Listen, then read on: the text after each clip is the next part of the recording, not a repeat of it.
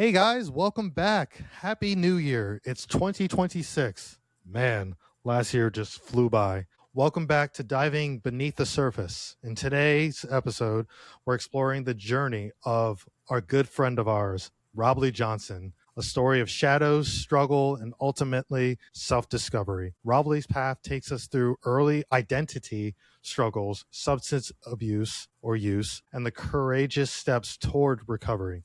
This is a conversation about honesty, healing, and reclaiming the core self.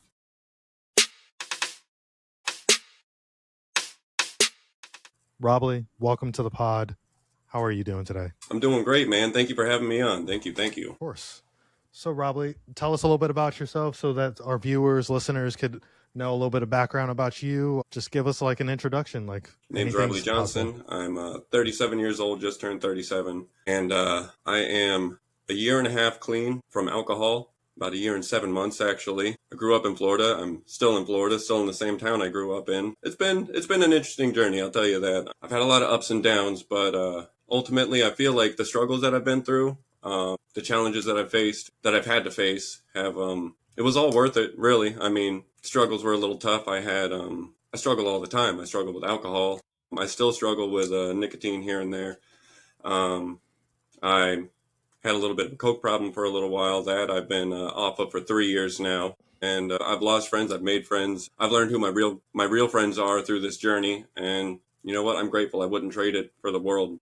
I've had tough times with my wife, with my marriage, but really, I mean, ultimately, we are stronger than we've ever been, which is fantastic. It was a learning process, and I learned the hard way. So, I mean, yeah. But I think it's important to know and to mention, I didn't mean to cut you off, but I think it's important to mention that like when you have core people and core foundation, it's good to have those structures in place because otherwise you would be astray in a sense and you would definitely lose your path. But having those people in your life definitely keep you on the right path and keep you moving forward and keep giving you that reason of why you need to keep going in a sense. absolutely. And don't worry, you didn't cut me off. I would have just kept rambling, nerves. It's okay. It's okay because like I said in the beginning of putting all of this podcast together, it's authenticity, it's the rawness, it's the realness, and I think you stepping outside of your comfort zone and talking to us about it is definitely something that I know a lot of listeners and a lot of viewers are going to be tuning in and basically getting more knowledge and more empathy and more clarity of like if these two people have done it and if these two people have come out of the other side and gone through hell and back, then maybe there's hope for me and maybe I could implement some of the same tools or same traits or same structure that they did and use it on myself. Absolutely. That's why I even agreed to do this, because if like you have to get out there, you have to put your story out there because it could help somebody. If one person hears it and is inspired to make a change, then I mean, it's worth it, really, because I got to tell you, man, there were a lot of times I really didn't think I had a way out, and I knew about AA. I was going through the doors of in and out of AA for over a decade, really. I struggled with a lot of things. It wasn't until this last go around, implementing therapy and whatnot, that I decided to really make that change. And hearing other people's stories inspires, and it makes me go harder. Yep, That's awesome. I think it's worth it. You got to put yourself out there. You got to be brave, step out of your comfort zone, be vulnerable. Just be raw. Definitely. So Robley, so as we dive in, let's start at the very beginning. All right. Can you share with us either in childhood or early adulthood, kind of like where did the addiction get started for you in a sense? And kind of like where did the struggles of coping with reality and coping with like all of it really, where did it stem from and how did you try to navigate through that? Well, life is a funny little thing, and it's really tough. You got to figure it out on your own. You can have people there to guide you, but I mean, your feelings and how you act on them are all your own. And addiction really set in, like, if I really pay attention to it, like when I think about it, I know I have an addictive personality, and everything that I get into, like, I dive headfirst into, like Pokemon cards. I mean, when I was like 9 and 10 years old cards came out, I did anything and everything to get the next booster pack, to get my collection full. When I was reading as a kid, I had to get every single Goosebumps book, every single Fear Street book, and those are cool. Those are great little addictions, and it's the dopamine spikes. That's great. I was a nerdy little kid, and I got bullied a lot. From middle school, elementary school, all of it. It wasn't until like high school that it kind of laid off. I just kind of just stuck with my little clique, my group, and whatnot. But I was always like a people pleaser. I was always trying just to. Anytime I ever tried to fight back, I would get in trouble too. I'd get in trouble at school and at home, and life was a little tough that way. It was a lot of just ignore them, turn the other cheek, it's cool. And then also, when that didn't work, it was go ahead and hit them back, or push them, get them to F off, Still get in trouble with that. So I went to people pleasing and just like always trying to please the people that were being shitty to me. Right. And that never works. Sometimes they might be cool with you, but you're not getting any value out of these relationships. You're not hanging out with people that value you, and they might just find a reason to use you. And it's I don't know, I never really figured that one out. It's really just now that I'm an adult and I don't have to see a lot of crummy people all the time, I just stick with my clique. And at work is just work. I see those people, I go home, I've got a sweet job where I don't have to really interact with a lot of people, but Well, that's good. it's I was always putting on a mask. I was always putting on a false face for other people. With my friends, I could be myself. With my little groups, it was cool. It was great. But when I had to interact with other people, I would always put on a mask, and I wouldn't be my authentic self. And because fear of any kind of repercussion, fear of but just being a fucking nerd. Yeah, yeah. And No, I completely get it. it's just silly little things like that don't really matter. That was something I dealt with a lot in my childhood. Sometimes I put on a mask even in my adulthood when I have to like deal with certain things, and that I'm trying to just do when it's necessary. But anytime I hear about putting on a mask, I think about the movie The Mask with Ben Stein, and he says, we all wear masks, metaphorically speaking, right? And that rings through my head all the time, just silly little things like that. And it's so true. And you got to do something about it. You can't be wearing a false face all the time. That was something I never really dealt with, and now I can kind of I've been able to face it more, through therapy. I've been doing therapy and whatnot. Anyways, I'm getting off track here. Wow. No. You're good. You're good. Because I think it makes sense because you and I are a lot similar in that way. Because as I told in my previous episodes and previous guests, I told this too, that I also struggled with identity and finding myself and figuring out who was in for me and who was not, and basically wearing a mask and basically people pleasing, because like I was trying to get I'm a in with the big people popular, pleaser. so I get it. Like what you're saying totally resonates with what I've gone through. It's weird how like you meet people that have gone through the similar path, but they're not on the same journey as you, but they're going on their journey that they need to be. Mm-hmm. And I think it's important for, like you said, we all wear masks, but it's kind of hard to try to take that metaphoric mask off and be that Mm-hmm. authentic real self to others that like are close to you, because it's just like it becomes more of a defense mechanism rather than a coping skill. And I think it's Yes. important for us to realize that like we're all going to get hurt at the end of the day. Like that's the real harsh reality. We're all going to get hurt. Mm-hmm. But sometimes when you're down and you're hurt, you just have to look up and see that there's someone else that have gone through the same journey as you, ready to extend that hand and lift you up and pick you back up. And I think it's Absolutely. important to realize that and basically keep that in mind, because often we lose in touch with ourselves and lose in touch with reality of what's real, what's not. And it's really hard to kind of get out of that funk once we're in it, because Mm-hmm. it's like you're digging your own grave. So it's kind of hard to dig out. But like if you're able to see someone else that's like in the hole next to you or next besides you, they could lift you up and you could lift them up, and then basically you're both coming out better on the other side. Absolutely. Yes, sir.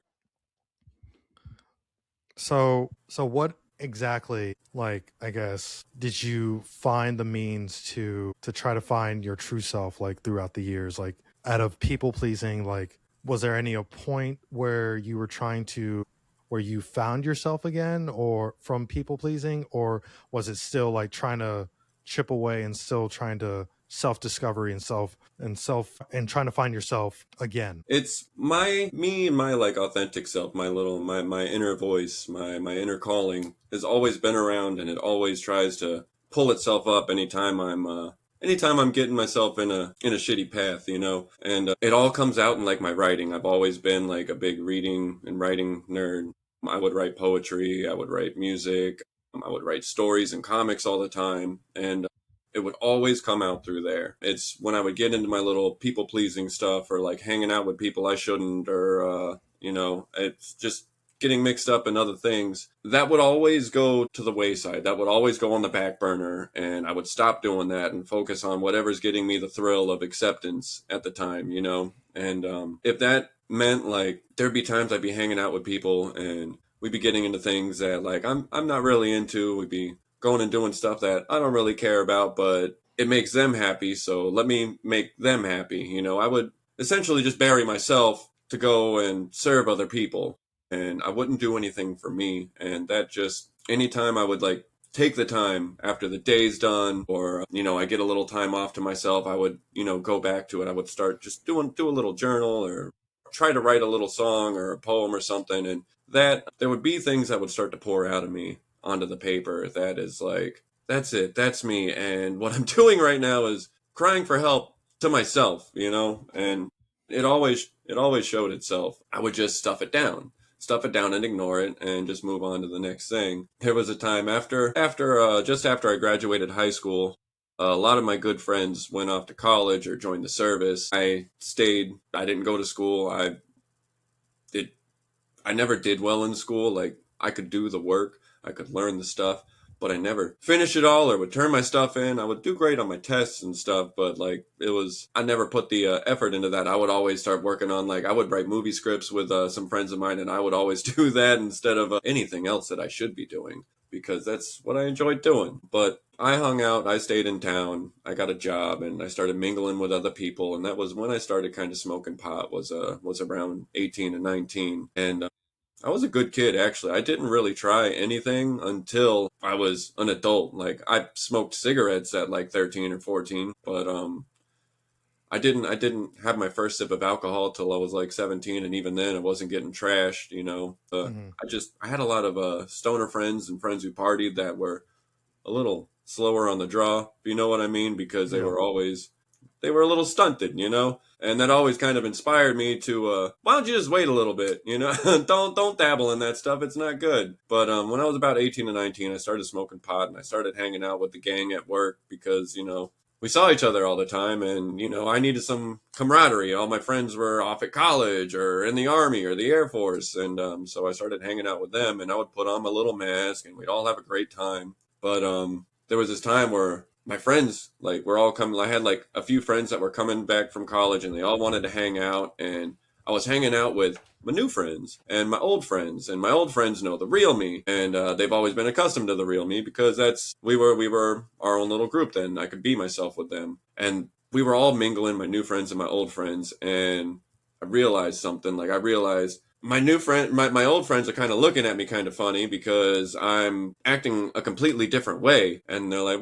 what's up with you, what happened, and I'm like, oh my god, I'm wearing a fucking mask, I'm just not being myself, I'm having to put up a front in front of, I can't let my new friends like see, look at this fucking loser guy or Right. whatever. And it's just really funny. It's just really funny how, like, little weird little things like that. Oh, I just want to see some friends, but like the other guys want to hang out too, and so let's just all hang out. And realize, like, it was kind of a slap in the face, is what it was. I wasn't being true to myself, and like, my friends knew it. I knew it inside, but I wasn't doing anything about it. And I don't know. I was like maybe like 20 at the time when that Hmm. happened. I was hanging out, just having a little bonfire out in the woods or whatever, smoking, drinking, and it was just something that when I was reflecting on it recently for this. It just tickled me, and I thought I should write it down and talk about it, because sometimes you don't notice it until it happens, until Right. you think back on it and go, "What a fool I was being."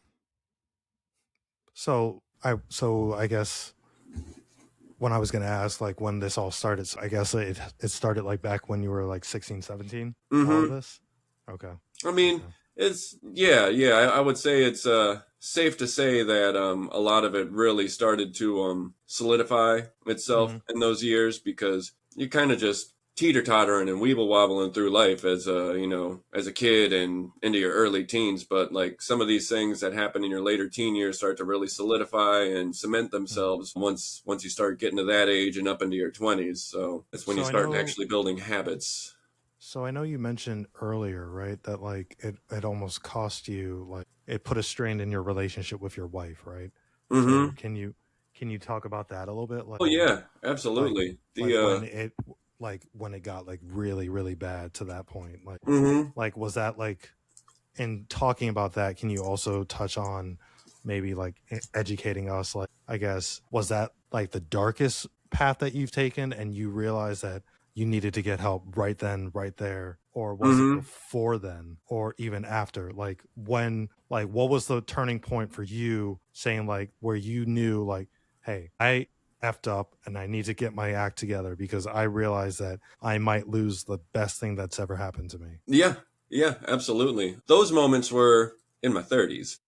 Okay. Those really developed and became really bad then. Hmm. I had this job I was working. I was working at a fencing factory, and I was working on second shift. I was working late shifts, so it was opposite shifts from my wife. So we rarely saw each other. And during those years, I was trying for a long time to get onto first shifts, so we could have like matching schedules, because her father wasn't doing well health wise, and I was watching other people around me get put on first shift for silly little reasons. I mean, it's acceptable reasons. A couple of them were because like their kids, they had to be there for their kids in the evenings and whatnot. And I get that. You got to be with your family for that. We don't have kids, but my wife's, we weren't married at the time. We actually just got married in 2022. We've been together since 2014. Congratulations. Thank you.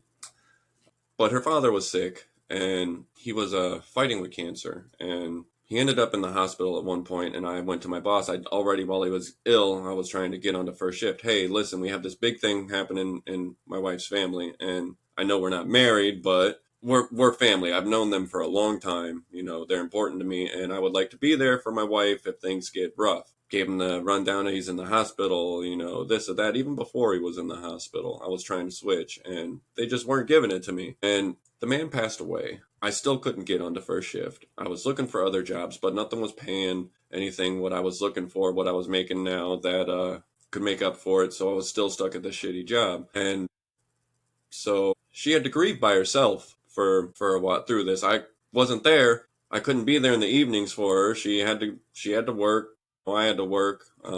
But she had to go through that by herself essentially. And this promotion came up at my job. It was first shift. It was for a department lead position in the department I was working in. I shot for that. This was a year after her father passed. I still couldn't get onto first shift. They still didn't give a damn. I went to HR about trying to, and I'm like, what is there that I could do? Like, I feel like I'm not being heard. I broke down and cried in the HR office, and Wow. they don't. A lot of shitty jobs in their HR departments don't serve the people. They just try to protect the company, and they didn't really give a shit. What they did do was they called Right. me into HR later after I had broken down, and I was telling my boss doesn't care. This it just seems like nobody gives a shit. I gave him the rundown. My wife is grieving alone because we're not married and we're not family. We don't have kids. There's no reason for me to be on first shift. And what they did, they called me back down later to talk a little more. But what they did was they brought my boss in because I said crummy things about my boss not caring. So he came out the other door and was like, "What's the issue?" And I'm just like, "I told you the issue." But anyways, the promotion is available. Getting back on track here for first shift. So I took that, and that was the start of 2020 is when I got that position. And I could do the job, but it was very stressful and very demanding, and you don't get a lot of support from your bosses, from your other people. They'll let people quit, get fired, and they won't replace them. So you're just stressing about everything. Everything's your fault. You're running a crew of like 20 people, and it's whatever. The job was crummy, and you didn't get any respect, and the pay wasn't really much. It wasn't much compensation for the work you had to do. But I got the shift I wanted. I was able to be there, to help my wife. She was still going through it, but I mean, a year had passed, so it was a little bit more manageable. But anyways, it's really, I could still be there for her if I needed to, and that was good. I could still spend quality time with her, and but being that I had this job I didn't want, this position I didn't want, I started for some reason thinking that the answer was to drink about it. And this was in 2020. Mm-hmm. 2 minutes away from my job was a bar that I figured, hey, I had a rough day at work. I can go to the bar afterwards. And did it like once or twice a week, turned into, 3 or 4 times a week, turned into every day of the week. And I would have a couple of drinks there. Then I come home and I drink some more because my wife wanted to have a drink with dinner or something, or an evening drink. So I would have it with her after I'd already had a couple. And it just kind of progressed and snowballed as I got more miserable at my job.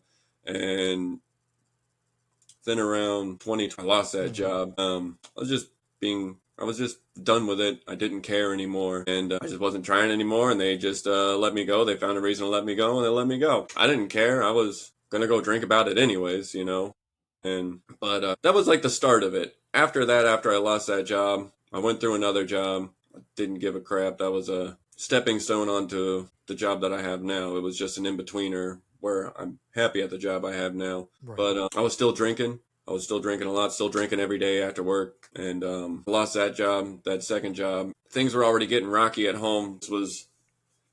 When I lost that job, it was 2023. And me and my wife had started fighting around 2023 about my drinking. It wasn't until 2025 that day after day, literally being drunk 7 days a week, fighting every single day. She was trying everything. She was trying to give me space. She was trying to get me to talk and be open with her. She was trying any kind of method she could think of. She was like, you know what? I don't even care if you get drunk at home, but like, just be home. You don't need to be going to the bar and putting drinks down and then driving and this and that, and like pretty solid points, right?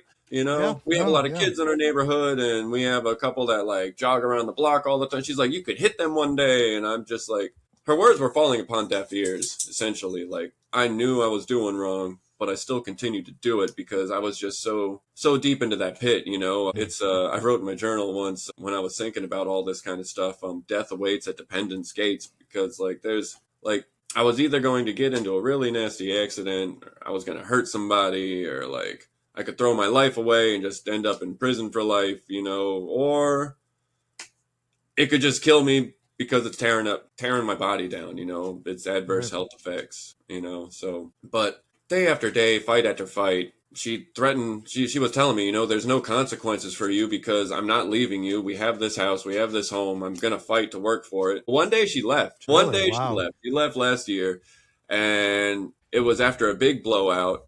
She called my parents. She didn't know what to do. She just shut herself in the room and just was crying, because she was done. I had totally exhausted her. She had all the love for me in the world. She put up with way more than she had to. And she just felt like she was out of options. My family came over. My mom was talking to me. My pops was consoling my wife. And then my pops comes out and he says, "Why don't you pack your stuff up? You're going to come with us for a little while we figure this shit out." And I laughed in his face. I was just like, I'm not leaving my fucking house. You guys can leave. She can leave. I'm not leaving my fucking house. And I said it I was nasty. I was vile. And my God, my pops has had the patience of a saint that day. Normally he won't take bullshit like that. But that day he did. He was calm. He left. My mom stayed. She actually stayed the night with me, just to make sure like I wasn't going to do anything stupid. My wife left. She went to her mom's house. She took her keys. She took the keys to the spare car so that I wasn't driving. And I had started therapy. I'd had 2 sessions for my alcoholism and my addiction problems. But I needed one more. I don't know, celebration. Right.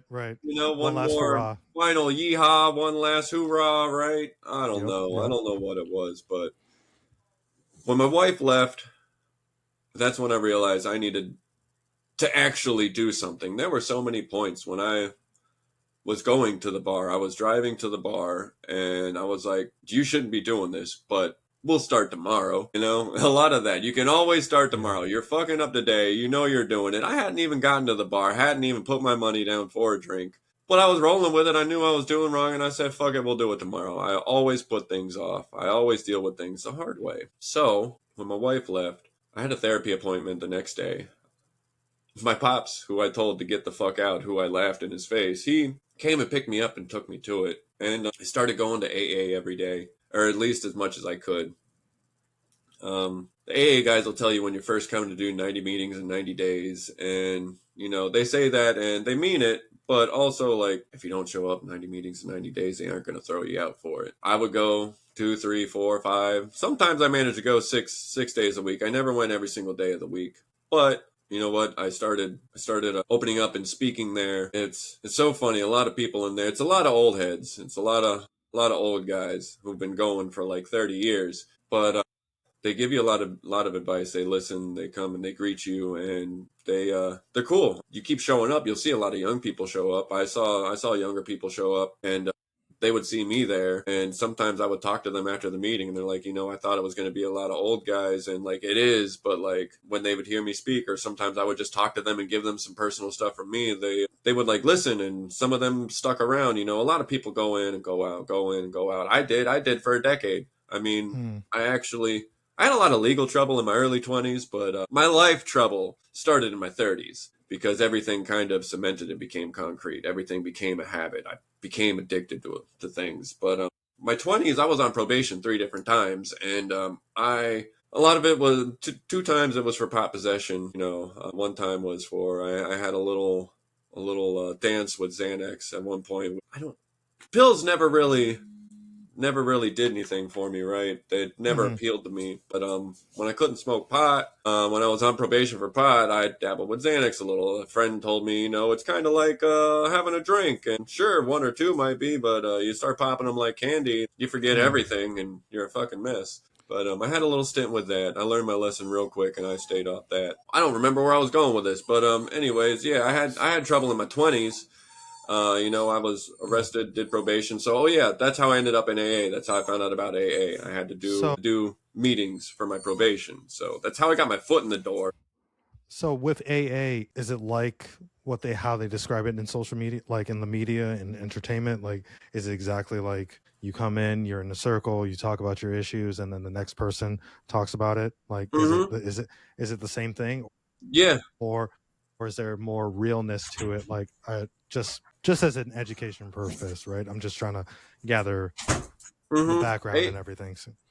AA is just kind of like how they show it in the media. I mean, it's a lot of people kind of gathered around. They're sitting in a room and people share their experiences. You know, sometimes they'll have book readings where they'll read through the book. The big book is really cool, actually. It was written almost 100 years ago, and it's still pretty relevant. It's still pretty on point.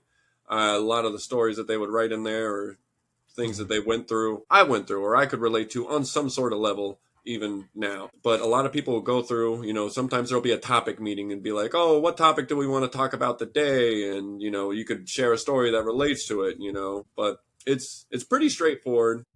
Okay. They have open meetings and closed meetings, and you can go online and find it. You know, AA meetings in my area, like closed meetings are for members or people who have been going for a long time to this specific group. Open meetings are for anybody can come in. So it's really cool. I liked AA even when I was struggling with things that weren't alcohol. Like I said, I had a little dance with Xanax back in the day, and I tried NA meetings, and I didn't like that. Maybe not all NA meetings are the same, but from my experience in my town, we had a big pill problem at the time. And when I went there, people go to the meetings because court told them they had to, just like me. But then they would come out and like people would swap numbers, be like, what kind of drugs can you get? You know, can you get this? Can you get that? And I'm like, oh, okay, so you're not actually looking to get better. Got it. Okay. So it was just kind of like a means to an end kind of thing. Yeah. So I found that I found an AA group that I really like personally, and I go to the same building when I do go. There are multiple. I have like a dozen different locations in my town, but I found one that resonates with me, and I like the people there, and so that's what I do. I could dance around at the other ones and meet new people, but I'm a creature of habit, so Yeah. I I'm mean, comfortable there, and they're comfortable with me, and I'm their one weird guy. So I'm the one guy that we're can all show up weird. in black or We're have painted fingernails, and it's cool. it's like Alice in Wonderland, right? It's like we're all mad here. Yeah, exactly. And it's so funny when you go there and you first get there. It'll be loud and rowdy. I was laughing with one of the guys. I'm like, this is like, I might as well be at a bar. And he goes, yeah, you're in a room full of drunks, anyways, right? Because I mean, That's right. that's That's true. every single one of them. Yeah. They're a bunch of boozers, and they're there now. So it's just like it. It's so funny. They're loud and So, rowdy, and they're in your face talking real loud. And did you have a sponsor at this point? Was huh? there? Do you guys get sponsors? Like people that or and do you still Hmm. keep in touch with your sponsor today? Like after you've been through everything? I had a guy that I never got like an official sponsor, but you could, and it's recommended. Mm-hmm.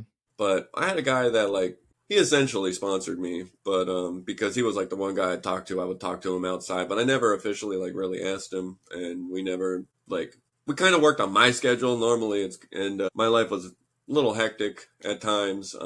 But yeah, I don't have a sponsor, but you could get one, and it is recommended. But he did help me a lot. He, if I had questions, he was always willing to answer, and if I ever hit him up at any time, he would get back to me as soon as he could. So I had a sponsor, but I didn't. Right. No, that makes But sense. Okay. everybody kind of has their own way, and they don't push you really either. So they recommend it, but they're not like pushy about it. And if you don't have one, they don't shame you for it. So yeah. That makes sense. Okay. I just wasn't too sure because like you said, like we talked about earlier, right? The how AA is portrayed in media. Like I just wanted to make sure, Hmm. see what was it all about and everything. So I just wanted to make sure. Mm-hmm. Absolutely. But it was it's a good time, and I definitely recommend it for anybody that wants to quit. I mean, they do what did turn me off a lot of times is I'm not a very religious man, and God is written all over the AA book, and I struggled with that a lot when I was younger. Um, As they always say, a God of your understanding, if you will, if you're not a Christian person, if you're not a believer, anything will do. For a long time, I combated that. I thought that's bullshit. It's really just like you're just pushing a Christian agenda still, or whatever. You just want me to come to God, and that's like I couldn't do it without him. But like the God of your understanding, I like got it this time around because like I really applied myself this time, and my higher power is myself. Like it's my purer self, my unadulterated self. It's you know that inner voice in your head, your conscience that tells you stop doing all that messed up shit. Kind Like of you're like the gonna make Jiminy your inner Cricket. child cry. Yeah. Yeah, that thing. That's my inner child, my inner being, my source, myself is my higher power, and I do everything to be like the best me I can be. My higher power is my best, truest self. It's my most authentic self. It's even if I'm made in God's image, my higher self, right? It's me. I'm Yeah. God. Whatever. However you want to look at it, whatever works for you is what they've always said, and I finally got it. So that's what I did there. I kind of just do everything in the name of like my inner child, my Right. source, my pure self, my soul, That's my being. amazing. That's no, I mean that's really beautiful, and that's a great way to put it. And going on the path of the conversation of recovery and self discovery again, you were talking about how like basically your wife upped and left, and she went to go live with her family, and you basically stayed and try to get clean, right? Mm-hmm. So when was the turning point for when your wife started coming back and seeing, I guess, the new and improved, quote unquote, and how cliche this sounds, the new and improved Robley, right? Hey, that's all right. So, That's all so right. It was I know it's a cliche, but I'm just gonna put it out there. Like, so when did she come back, and when did she see this new and improved you? well, seeing the new and improved me took some time. She knew who I was and who I could be always. And it was just this thing I was dealing with. But she stayed just the night away. We did come back. She came back later in the evening the next day after my therapy appointment. We talked a little bit, but we got into a little tiff, and she kind of we had a little fight again. And then when everything kind of cooled down, we tried to talk again, and I just kind of I broke down. I sat there, and speaking of cliches, I just felt this like thing inside me, just like this weird, just sadness and just like misery in the pit of my soul and my stomach. There was just this tingling and this screaming inside. And all I could say through tears, like when I was breaking down, was just like, I'm tired. I am so tired. I am so sick and tired of just like being sick and tired, you know? Speaking of cliches, like that's thrown around so much, but like I felt it in the pit of my like being, you know? And it's funny, I got up and just like I couldn't take anything around me at the time, and I just got up and just walked into my room and shut the door. She was actually a little worried. She was following me, and I shut the door in her face and just like, not now, not now. And I just closed the door and locked it, and I just like dropped onto the bed, and I just cried and screamed into a pillow, and just I had to get things out. It was just this weird, overwhelming feeling, and I cried and I screamed in that pillow. And then when I was done and I felt better, I came out and we talked. But it was, yeah, man, it was just so funny. That's all I could think about was that funny little cliche. And when I came back out and told her, I'm like, they're so right. It's all like I was just so sick and tired of being sick and tired. And another cliche, one day at a time. Right. That's right. the only way I could take it, man. That's the only way I could do it. So You that's what got I me just kept tearing up telling here, myself, man. you know? You got me tearing up listening to your story. Like, oh man, like, Hey, that's all right. You could cry for me because I've cried too much. that's fair. Yep. But no, I mean, just I could visually see it too. Like, I mean, it's one of those. It's like you had to get out all that negativity, like somehow, some way. Yeah. And you were just tired of yelling, screaming, the arguments, Mm-hmm. Oh yeah. the negativity, the like the vices and everything. It's just like you had to get all of that out onto that pillow, and then once you got it all out, it was like it just left your body, and you were ready to come to, and basically were like, this is the moment that I'm going to change my life. This is the moment that I realize I pick up in myself that I can't keep doing this same crap over and over and over again. Yeah. So I get it. It was a vicious cycle, dude. It was insane. And like I was telling you, it was just like it was just so just over and over. Like every day that I'd like go to the bar and just be like, all right, I'll try again another day. You know, like what? It's like wake repetitive. up. It's like enough is enough. Stop saying days. Start doing. Start putting things into action. Yeah, no, I get that. And there were, and even from then, even from that day, we had a deep talk. I started opening up to her, and just like even with my wife, with my friends, like even my good friends, like I just built this wall, and I was never vulnerable. Like I stopped being vulnerable when I was younger because just assholes, you know, people that would just like shit on me for just being me, or like saying like something just, you know, something didn't sit right with me, or like I had these weird feelings, and just you know, it was just, so I closed myself off from a lot of people, and it carried on into my adult life. I didn't always share everything with my wife. Now I'm vulnerable with her all the time. Like I started feeling feelings again when I stopped numbing myself. Dude, I cry in movies now. I never cry about movies. Like that, we were watching this show, and it was a House on Haunted Hill, and they had this junkie guy on there, and like I like latched onto him, like, oh bro, you're going through some stuff, but you're trying to be clean. He was like being clean the whole show and just struggling and just trying to get through, and then at the end, like he was possessed by a ghost, and you got like they shot him up with rat poison. I'm like, no, don't do this, oh my god. And like he was in this weird limbo purgatory, and he fought to get out and come back to this world, and he like woke up like on the floor, and I started crying. I'm like, oh my god, he didn't die. And I'm just like going like, yes. My wife laughs at me, looking. I'm like, he didn't want to die because you're and I started just crying, and she's laughing at me. It's kind of like you're starting to see how bad you got it in other things, like in other relating things, and it's that emotional, and I get that, and it's absolutely it's like emotional, but it's also like an out of a body experience, and I've gone through similar emotions too, right? Like I was going through my high school phase and like my depression and suicide, and seeing like these movies, like I had to step out of the room. I'm like, I can't do this. Nope. Sorry, I can't. It took a while for me to start watching those movies again from like a different perspective or a different lens, where it's just like, okay, he's going through it. I've gone through it, but he didn't have the support system I do. And basically I had to talk myself down and basically be like, okay, I'm better. I'm in a better state. I'm not the same person that I was. And then I just keep telling myself that, and then I just keep going on, like. Yes, sir. And so I relate. Like I said in the beginning, like I resonate with a lot of what you're saying, and how you went through stuff, and how I went Mm-hmm. through stuff, and how kind of like our paths are similar but different. Yeah. And But it's before, really cool that we even get to do this, like I share know these experiences, man, because exactly. like people cross paths and they don't get deep, like ever. You get a lot Yeah, of surface stuff, and it's yeah, just like, hey, Joe, how's the weather?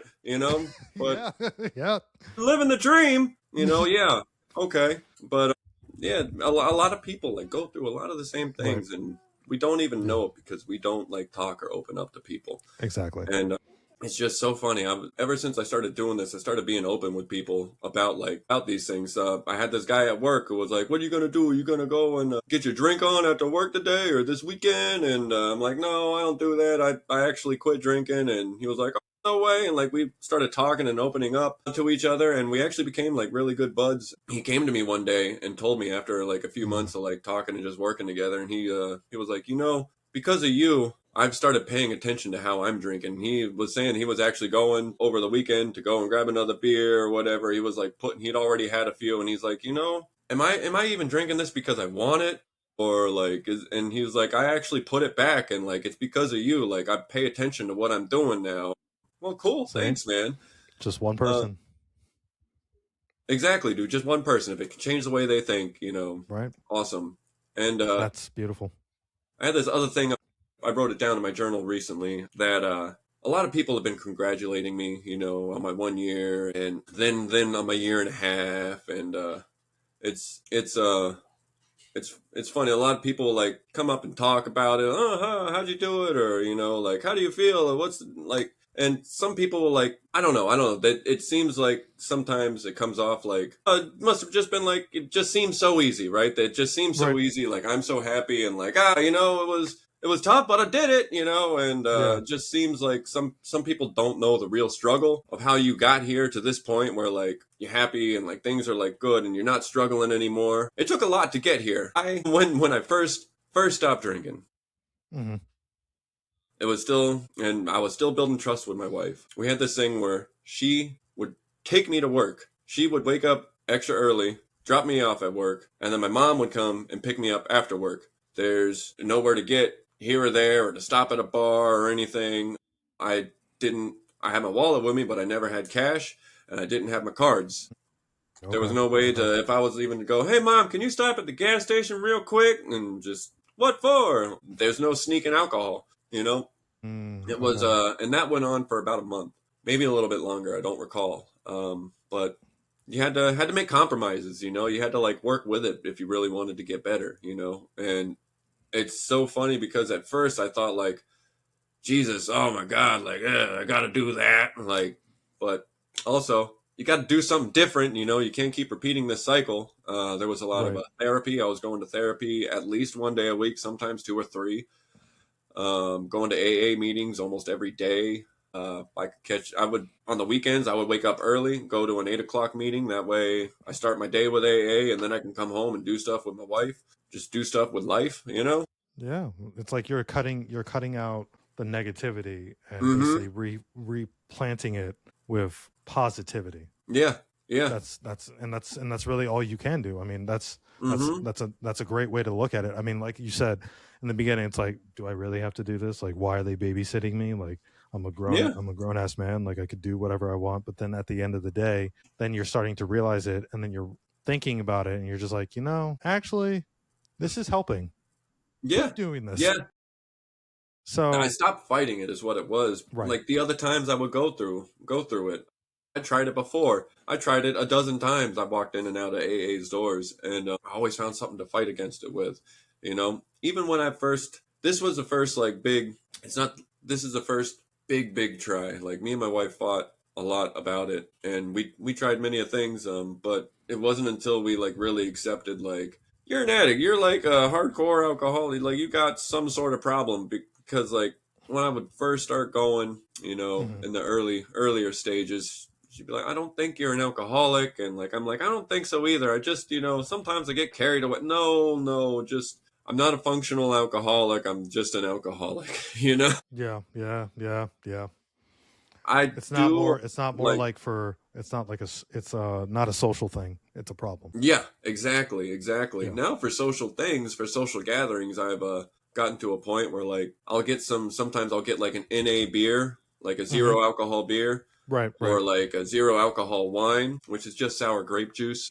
I was about to say. I was about to say. Like I haven't seen those, but I mean, I Yeah, probably there's a brand called was. Free. Okay. It's like Okay. FRE, and it's the only one I've seen that's zero alcohol wine. Though I don't really That's look for it that interesting. much. But like Okay. for like New Year's or like a birthday party or something, I'll grab like a little 4-pack or a 6-pack maybe, and Mm. like I'll have one or two, and then they just go sit in the fridge until the next birthday or whatever, because like it's like a little celebration thing. I would still want to be a part of the celebration, but like I'm not.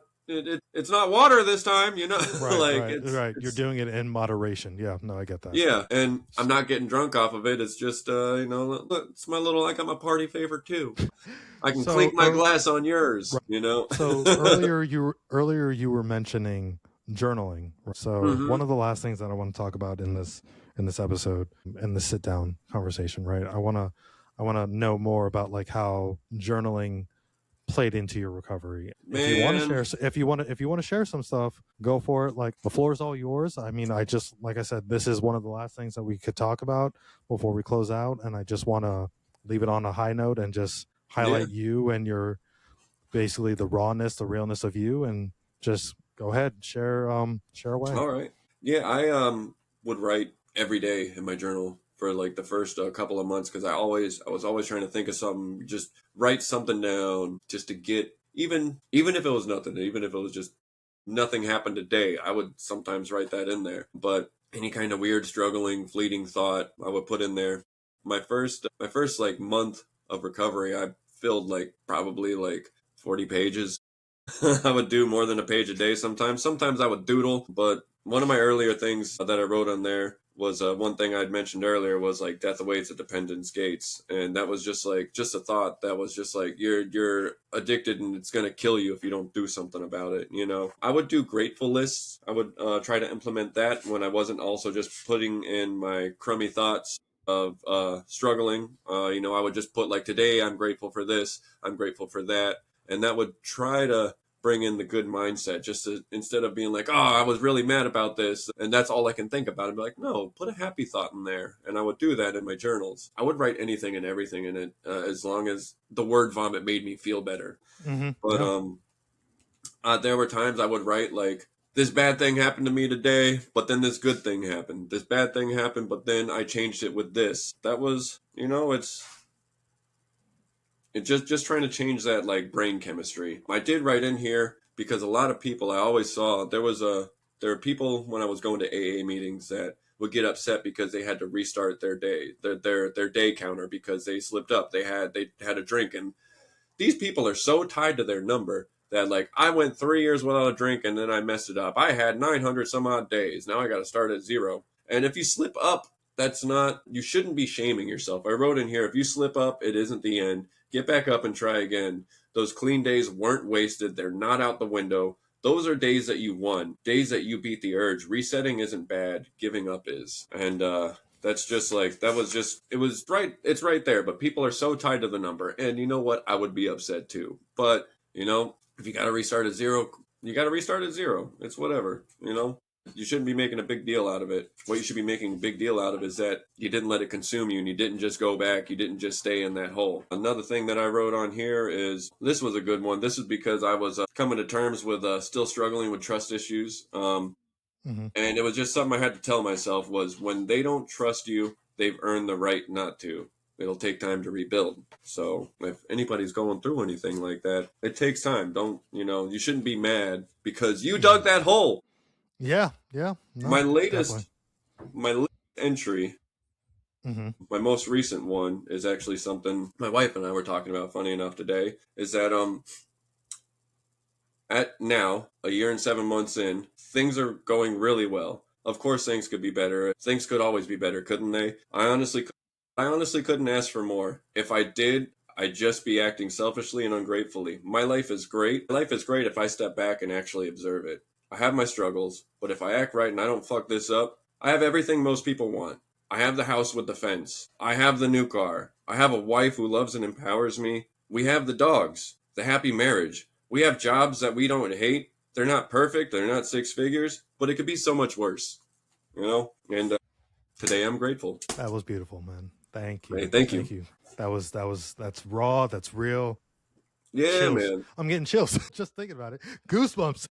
That's what we're here for. That means we're doing something good. But yeah, I mean, so I just want to take this time. Excuse me, words are hard. I just want to take this time to say, Robley, thank you so very much for taking time out of your busy schedule, for sitting down with us, talking with us, having us feel the same emotions that you were feeling, if not more.